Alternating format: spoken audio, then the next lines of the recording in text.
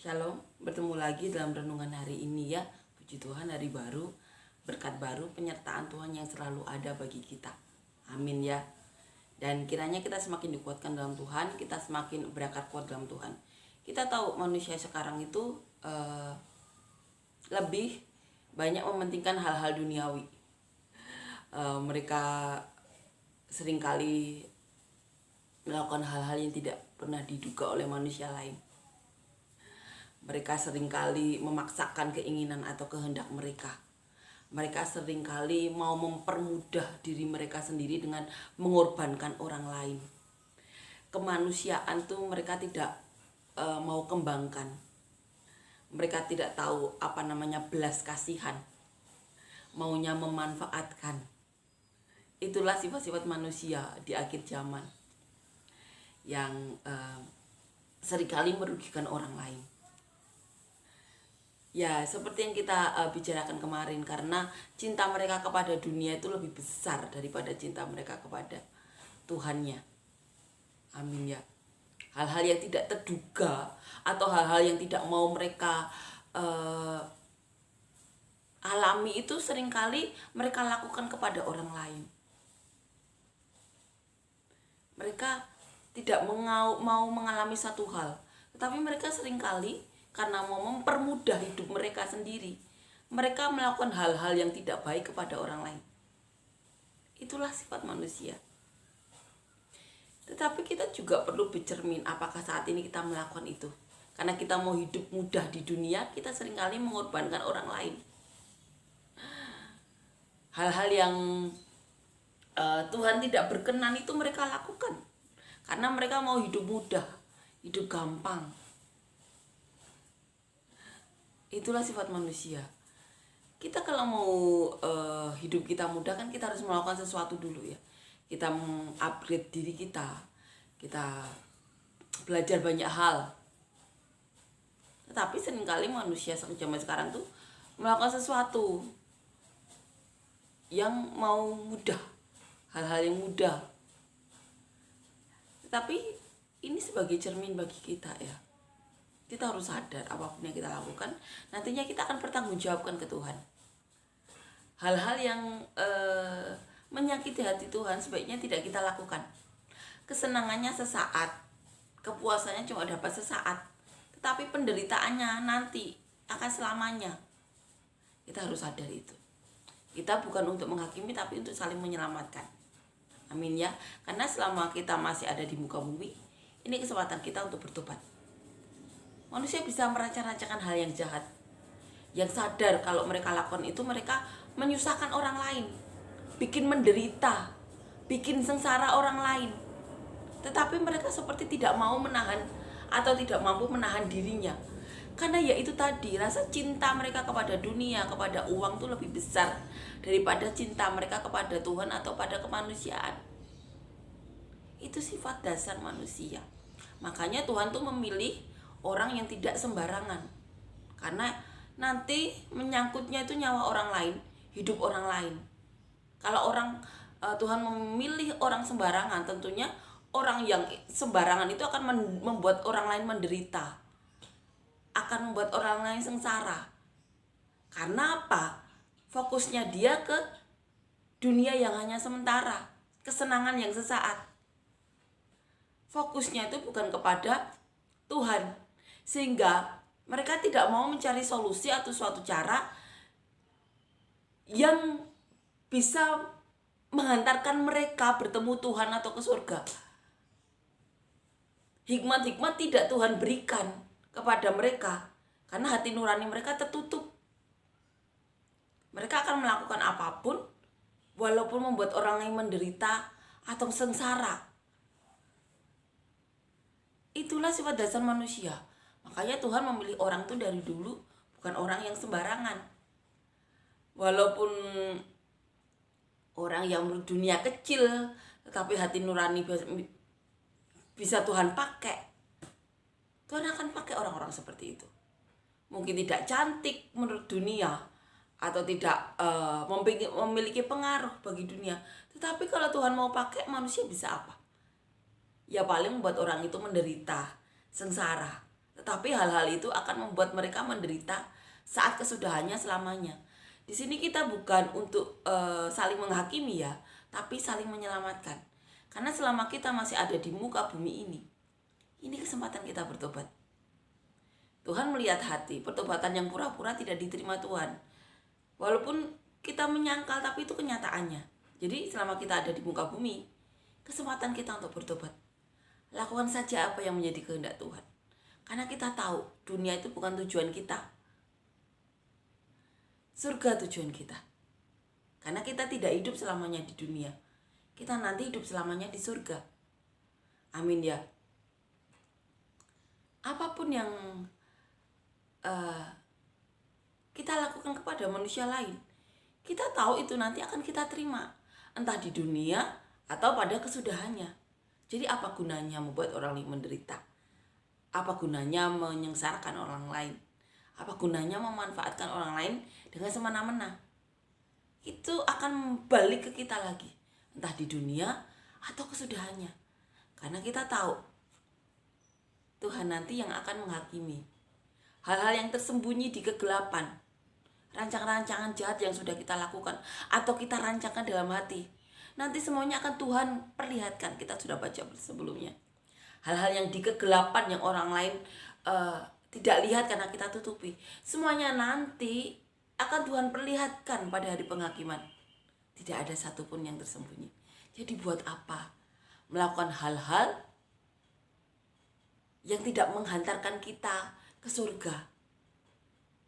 Hal-hal yang sia-sia. Amin ya. Amin. Kita akan nyanyikan lagu yang pertama.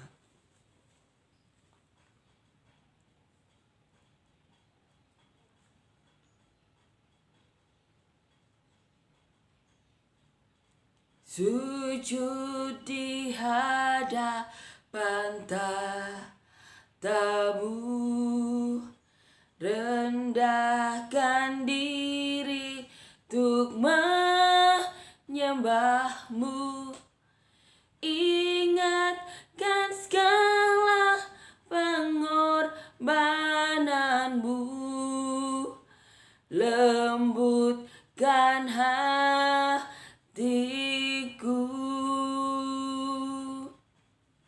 Dengan apa kan ku balas Tuhan untuk semua yang telah Kau berikan?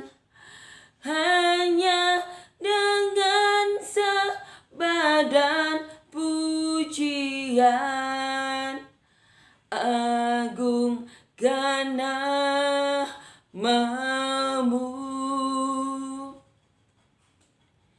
Yesua, Hamasia, Yesuslah Tuhan. Yesua, Hamasia, Yesuslah Tuhan. Amin ya. Amin. Kita akan lanjutkan membaca dan merenungkan ayat firman Tuhan di 1 Korintus pasal yang ke-16 ayat 10 sampai 18. Judul perikopnya beberapa pemberitahuan. Jika Timotius datang kepadamu, usahakanlah supaya ia berada di tengah-tengah kamu tanpa takut, sebab ia mengerjakan pekerjaan Tuhan sama seperti aku. Jadi janganlah ada orang yang menganggapnya rendah, tetapi tolonglah dia, supaya ia melanjutkan perjalanannya dengan selamat, agar ia datang kembali kepadaku. Sebab aku di sini menunggu kedatangannya bersama-sama dengan saudara-saudara yang lain. Tentang saudara Apolos, setelah berulang-ulang aku mendesaknya untuk bersama-sama dengan saudara-saudara lain mengunjungi kamu. Tetapi ia sama sekali tidak mau datang sekarang. Kalau ada kesempatan baik nanti, ia akan datang. Berjaga-jagalah, berdirilah dengan teguh dalam iman. Bersikaplah sebagai laki-laki dan tetap kuat. Lakukanlah segala pekerjaanmu dalam kasih. ada suatu permintaan lagi kepadamu, saudara-saudara. Kamu tahu bahwa Stefanus dan keluarganya adalah orang-orang pertama yang pertama-tama bertobat di Akaya, dan mereka telah mengabdikan diri kepada pelayanan orang-orang kudus. Karena itu taatilah orang-orang yang demikian, dan setiap orang yang turut bekerja dan berjerih payah. Aku bergembira atas kedatangan Stefanus, Fortunatus, dan Akaikus, karena mereka melengkapi apa yang masih kurang kepadamu, karena mereka menyegarkan rohku dan roh kamu. Hargailah orang-orang yang demikian. Beberapa pemberitahuan. Jadi di sini di dalam suratnya Paulus memberitahukan mengenai beberapa orang, di antaranya Timotius. Timotius dikatakan di ayat 10, jika Timotius datang kepadamu, usahakanlah supaya ia berada di tengah-tengah kamu tanpa takut, sebab ia mengerjakan pekerjaan Tuhan sama seperti aku. Jadi di sini Paulus memberitahukan ada beberapa orang yang akan datang, salah satunya Timotius.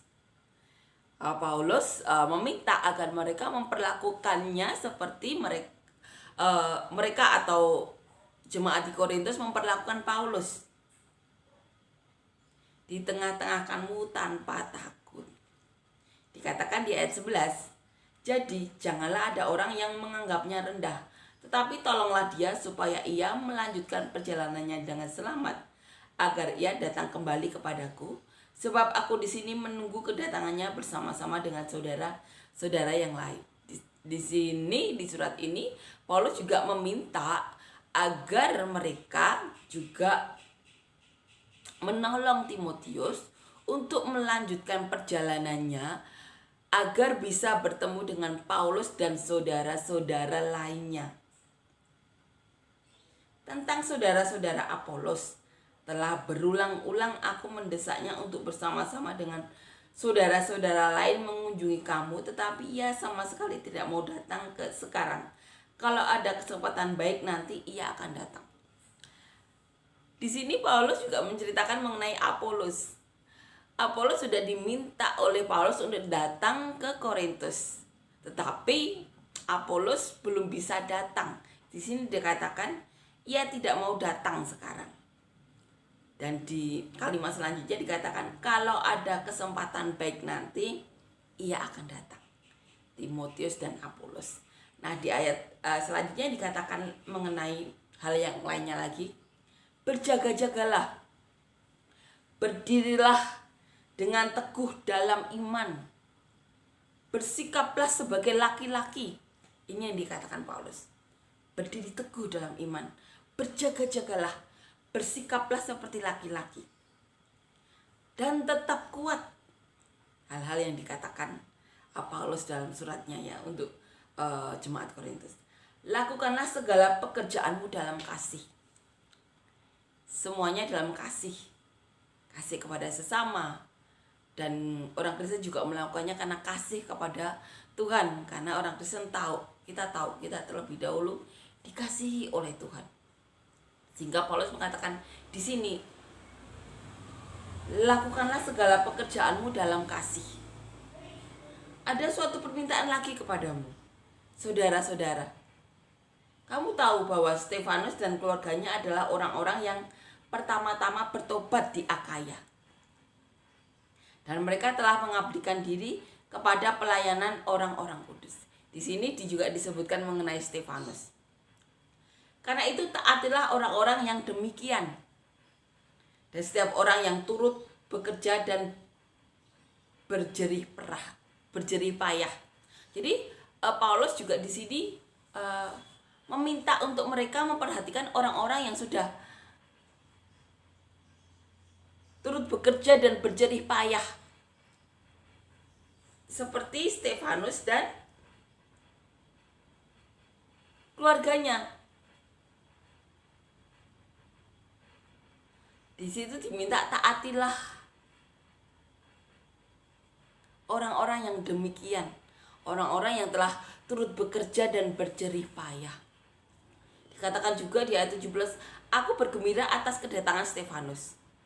Fortunatus dan Achaicus, karena mereka melengkapi apa yang masih kurang kepadamu. Kurang padamu. Karena mereka menyegarkan rohku dan roh kamu. Hargailah orang-orang yang demikian.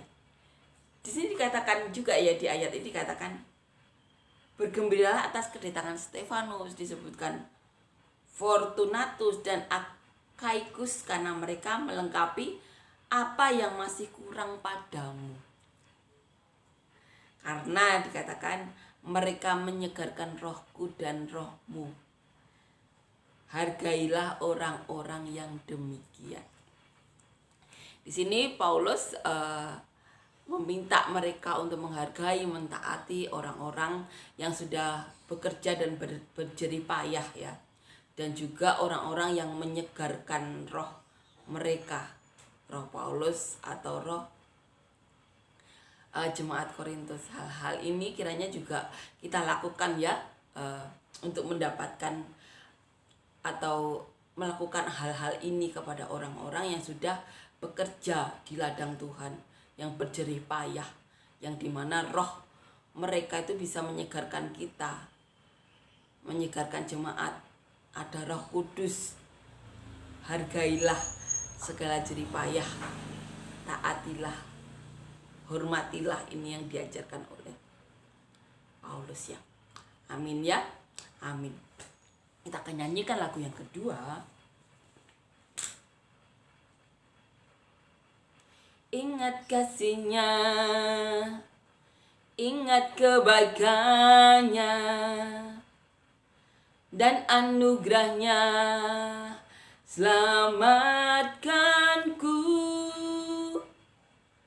Sebab kasih-Nya setinggi langit, kasih setia Allah pada kita. Besar kasih Allah pada kita.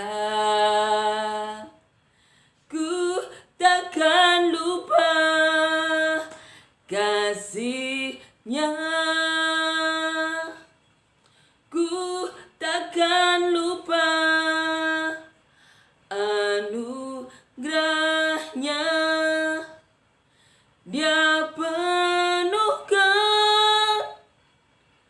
Dia penuhkan, Dia puaskan hasratku. Besar kasih Allah pada kita. Amin. Terima kasih Yesus untuk kebaikan-Mu, kasih karunia-Mu, penyertaan-Mu. Kami berdoa untuk siapapun saat ini yang mengalami sakit, beban berat, berikan kesembuhan yang daripada-Mu Tuhan.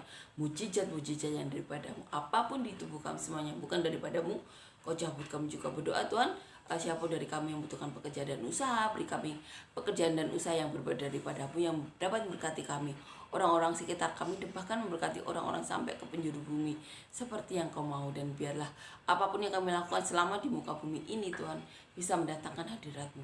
Kami juga berdoa Tuhan untuk siapapun dari kami yang membutuhkan pasangan hidup, beri kami semuanya pasangan hidup yang takut Engkau, cinta Engkau, yang dapat membawa kami dan keluarga kami lebih dekat lagi kepada-Mu. Beri kami anak cucu yang daripada-Mu, yang takut Engkau, yang cinta Engkau, yang dapat dan mau menjadi saluran berkat-Mu, yang dapat menyenangkan-Mu. Dan biarlah roh-Mu tinggal tetap dalam anak-anak kami. Kami berdoa untuk siapapun yang dari kami Tuhan yang mengalami masalah, beban hidup Tuhan, pergumulan hidup, berikan jawaban-jawaban doa daripada-Mu, penyelesaian masalah yang daripada-Mu, solusi-solusi masalah yang daripada-Mu, hal-hal yang baik Kau curahkan pada kami Tuhan, terobosan-terobosan Kau berikan kepada kami, kasih karunia-Mu melimpah dalam hidup kami, mujizat-Mu Tuhan memenuhi kami, anugerah-Mu Tuhan melingkupi hidup kami. Terima kasih Kau bernyata berada dalam hidup kami, dalam nama Tuhan Yesus. Amin.